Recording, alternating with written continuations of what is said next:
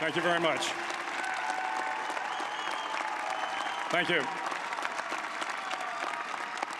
Well, thank you, President Powers, Provost Fenves, deans, members of the faculty, family and friends, and most importantly, the class of 2014. It is indeed an honor for me to be here tonight. It's been almost 37 years to the day that I graduated from UT. I remember a lot of things about that day. I remember I had a throbbing headache from a party the night before.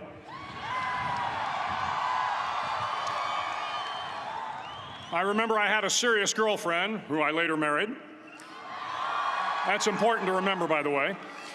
And I remember I was getting commissioned in the Navy that day. But of all the things I remember, I don't have a clue who the commencement speaker was, and I certainly don't remember anything they said. So acknowledging that fact, if I can't make this commencement speech memorable, I will at least try to make it short. So the university's slogan is, what starts here changes the world. Well, I've got to admit, I kind of like it. What starts here changes the world. Tonight, there are almost 8,000 students, or there are more than 8,000 students graduated from UT. So that great paragon of analytical rigor, Ask.com, says that the average American will meet 10,000 people in their lifetime. 10,000 people, that's a lot of folks. But if every one of you changed the lives of just 10 people, and each one of those people changed the lives of another 10 people, and another 10, then in 5 generations, 125 years, the class of 2014 will have changed the lives of 800 million people. 800 million people. Think about it. Over twice the population of the United States. Go one more generation, and you can change the entire population of the world, 8 billion people. If you think it's hard to change the lives of 10 people, change their lives forever, you're wrong. I saw it happen every day in Iraq and Afghanistan. A young Army officer makes a decision to go left instead of right down a road in Baghdad, and the 10 soldiers with him are saved from a close-in ambush. In Kandahar province, Afghanistan, a non-commissioned officer from the female engagement team senses that something isn't right and directs the infantry platoon away from a 500-pound IED, saving the lives of a dozen soldiers. But if you think about it, not only were those soldiers saved by the decisions of one person, but their children were saved, and their children's children. Generations were saved by one decision, one person. But changing the world can happen anywhere, and anyone can do it. So what starts here can indeed change the world. But the question is, what will the world look like after you change it? Well, I'm confident that it will look much, much better. But if you'll humor this old sailor for just a moment, I have a few suggestions that may help you on your way to a better world. And while these lessons were learned during my time in the military, I can assure you that it matters not whether you ever served a day in uniform. It matters not your gender, your ethnic or religious background, your orientation, or your social status. Our struggles in this world are similar, and the lessons to overcome those struggles and to move forward, changing ourselves and changing the world around us, will apply equally to all. I've been a Navy SEAL for 36 years, but it all began when I left UT for basic SEAL training in Coronado, California. Basic SEAL training is 6 months of long, torturous runs in the soft sand, midnight swims in the cold water off San Diego, obstacle courses, unending calisthenics, days without sleep, and always being cold, wet, and miserable. It is 6 months of being constantly harassed by professionally trained warriors who seek to find the weak of mind and body and eliminate them from ever becoming a Navy SEAL. But the training also seeks to find those students who can lead in an environment of constant stress, chaos, failure, and hardships. To me, basic SEAL training was a lifetime of challenges crammed into 6 months. So here are the 10 lessons I learned from basic SEAL training that hopefully will be of value to you as you move forward in life. Every morning in SEAL training, my instructors, who at the time were all Vietnam veterans, would show up in my barracks room, and the first thing they'd do was inspect my bed. If you did it right, the corners would be square, the covers would be pulled tight, the pillow centered just under the headboard, and the extra blanket folded neatly at the foot of the rack. It was a simple task, mundane at best, but every morning we were required to make our bed to perfection. It seemed a little ridiculous at the time, particularly in light of the fact that we were aspiring to be real warriors, tough, battle-hardened SEALs. But the wisdom of this simple act has been proven to me many times over. If you make your bed every morning, you will have accomplished the first task of the day. It will give you a small sense of pride, and it will encourage you to do another task, and another, and another. And by the end of the day, that one task completed will have turned into many tasks completed. Making your bed will also reinforce the fact that the little things in life matter. If you can't do the little things right, you'll never be able to do the big things right. And if by chance you have a miserable day, you will come home to a bed that is made, that you made. And a made bed gives you encouragement that tomorrow will be better. So if you want to change the world, start off by making your bed. During SEAL training, the students are all broken down into boat crews. Each crew is 7 students, 3 on each side of a small rubber boat, and 1 coxswain to help guide the dinghy.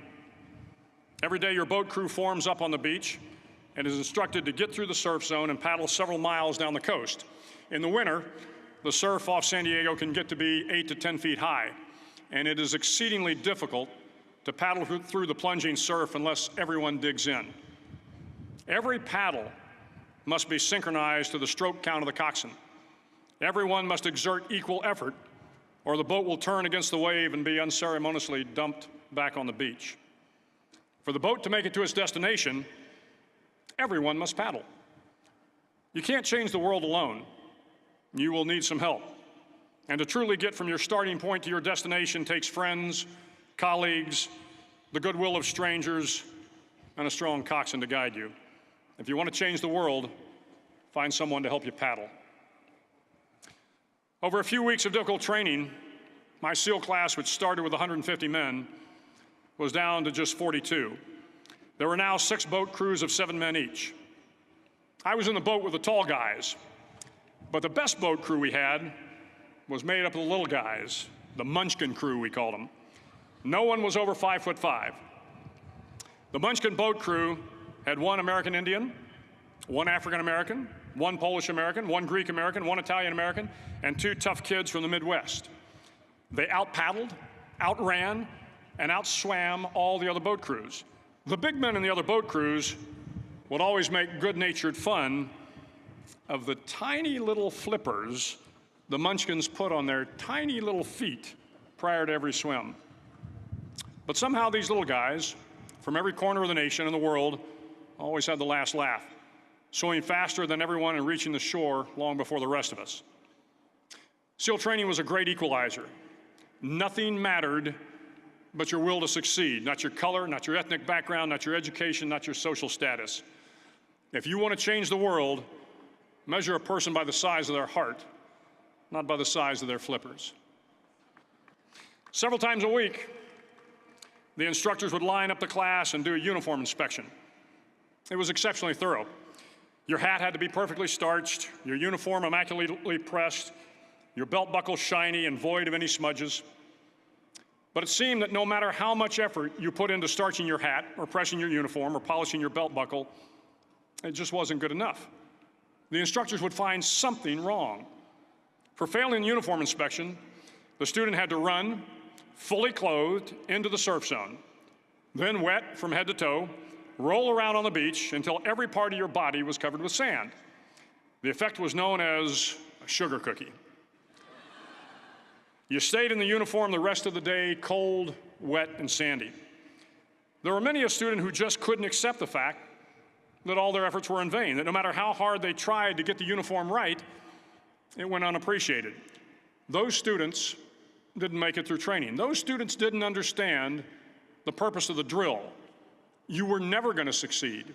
You were never going to have a perfect uniform. The instructors weren't going to allow it.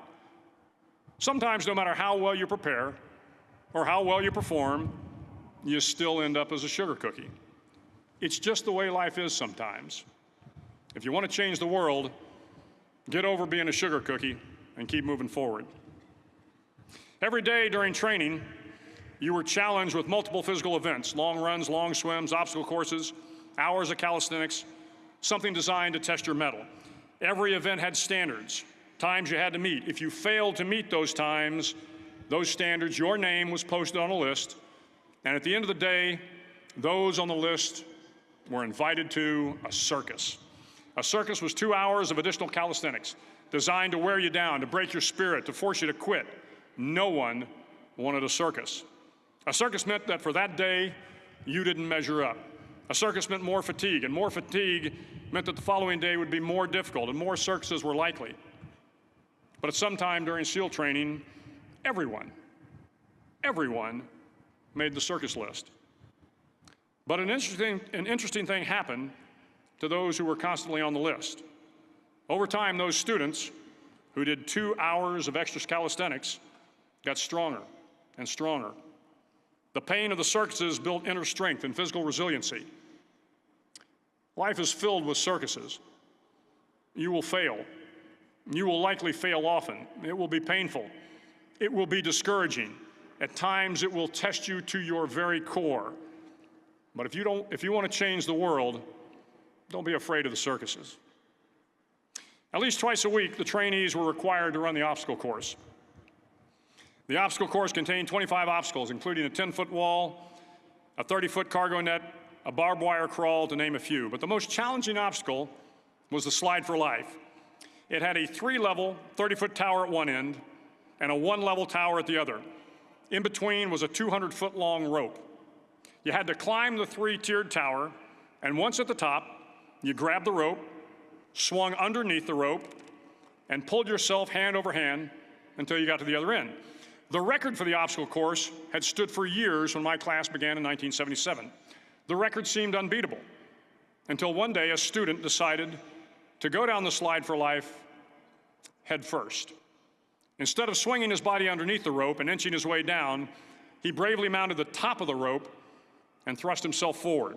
It was a dangerous move, seemingly foolish and fraught with risk. Failure could mean injury and being dropped from the course. Without hesitation, the student slid down the rope perilously fast. Instead of several minutes, it only took him half that time. And by the end of the course, he had broken the record.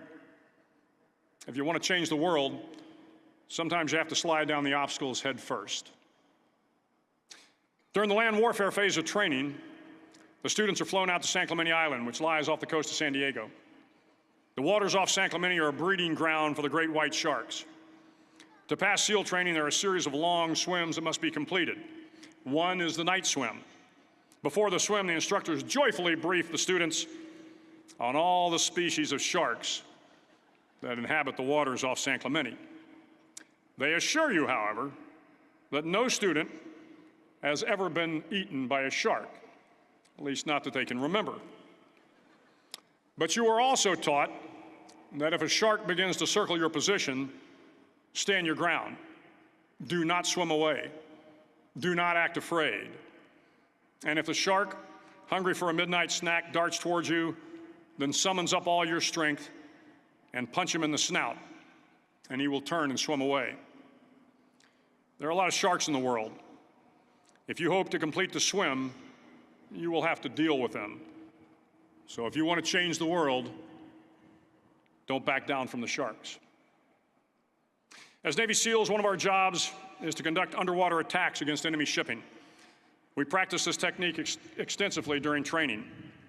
The ship attack mission is where a pair of SEAL divers is dropped off outside an enemy harbor and then swims well over 2 miles underwater, using nothing but a depth gauge and a compass to get to the target.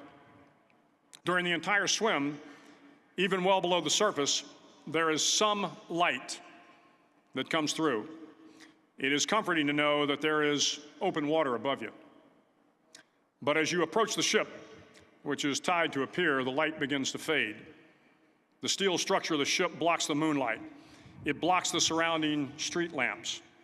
It blocks all ambient light. To be successful in your mission, you have to swim under the ship and find the keel, the center line, and the deepest part of the ship. This is your objective. But the keel is also the darkest part of the ship, where you cannot see your hand in front of your face, where the noise from the ship's machinery is deafening, and where it gets to be easily disoriented, and you can fail. Every SEAL knows that under the keel, at that darkest moment of the mission, is a time when you need to be calm, when you must be calm, when you must be composed, when all your tactical skills, your physical power, and your inner strength must be brought to bear. If you want to change the world, you must be your very best in the darkest moments. The 9th week of training is referred to as Hell Week. It is 6 days of no sleep, constant physical and mental harassment, and one special day at the Mud Flats. The Mud Flats are an area between San Diego and Tijuana where the water runs off and creates the Tijuana Sloughs, a swampy patch of terrain where the mud will engulf you. It is on Wednesday of Hell Week that you paddle down to the Mud Flats and spend the next 15 hours trying to survive this freezing cold, the howling wind, and the incessant pressure to quit from the instructors. As the sun began to set that Wednesday evening, my training class, having committed some egregious infraction of the rules, was ordered into the mud. The mud consumed each man till there was nothing visible but our heads. The instructors told us we could leave the mud if only 5 men would quit. Only 5 men, just 5 men, and we could get out of the oppressive cold. Looking around the mud flat, it was apparent that some students were about to give up. It was still over 8 hours till the sun came up. 8 more hours of bone-chilling cold. The chattering teeth and the shivering moans of the trainees were so loud, it was hard to hear anything. And then one voice began to echo through the night. One voice raised in song. The song was terribly out of tune, but sung with great enthusiasm. One voice became 2, and 2 became 3, and before long, everyone in the class was singing.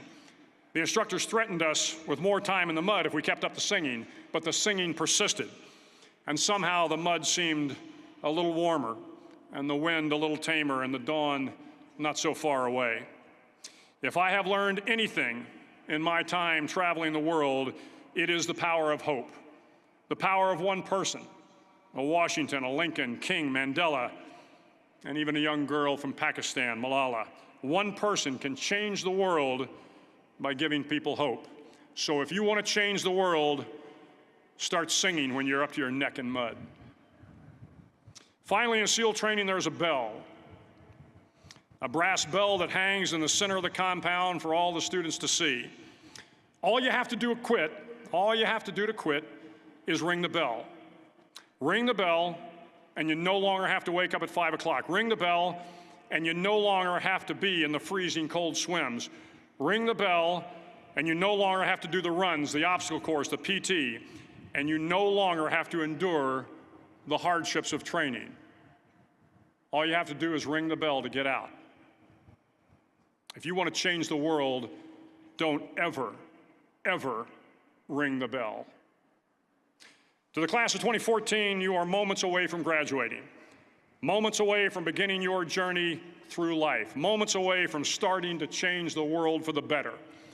It will not be easy, but you are the class of 2014, the class that can affect the lives of 800 million people in the next century. Start each day with a task completed. Find someone to help you through life. Respect everyone. Know that life is not fair and that you will fail often.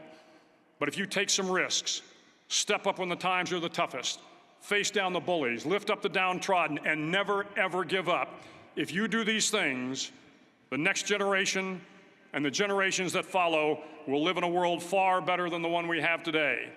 And what started here will indeed have changed the world for the better. Thank you very much. Hook 'em horns.